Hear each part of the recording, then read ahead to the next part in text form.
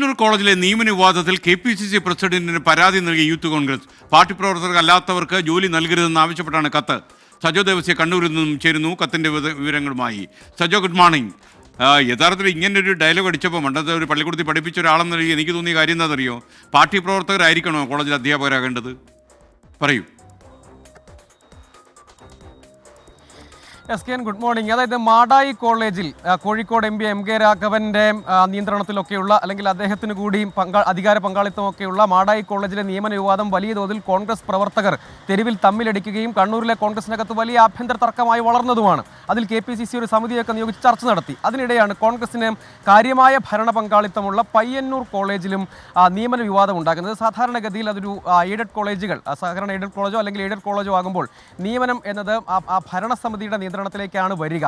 അപ്പോൾ അങ്ങനെ മറ്റ് പാർട്ടികളൊക്കെ അവരുടെ നിയമനം ഘട്ടം വരുമ്പോൾ അവരുടെ പാർട്ടി പോഷക സംഘടനകളിൽ ഒക്കെ പ്രവർത്തിക്കുന്ന ആളുകളെ പരിഗണിക്കാറുണ്ട് എന്നതാണ് യൂത്ത് കോൺഗ്രസിൻ്റെ വാദം. അത് പക്ഷേ ഇവിടെ സംഭവിക്കുന്നില്ല. പകരം ഇവിടെ ഭരണസമിതി മുൻ പ്രസിഡന്റിനെ ബന്ധുവിനെ നിയമിക്കുന്നു എന്നതാണ് യൂത്ത് കോൺഗ്രസ്സുകാരുടെ പരാതി.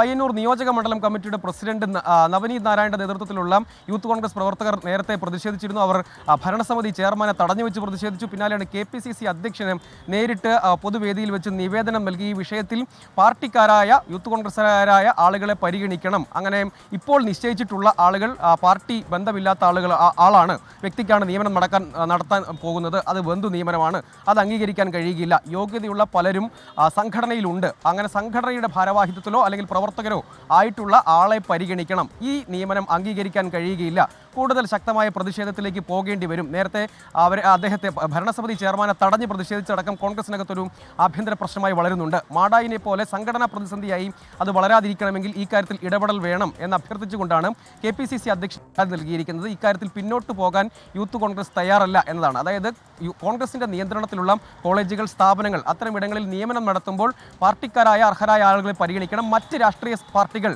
ഇതേ രീതിയാണ് അവലംബിക്കുന്നത്, അത് ഇക്കാര്യത്തിലും ഉണ്ടാവണം എന്നതാണ് അവരുടെ ആവശ്യവും പരാതിയും. അതിനിപ്പോൾ എങ്ങനെ മുന്നോട്ട് പോകുമെന്നത് കാത്തിരുന്ന് കാണേണ്ടതാണ്.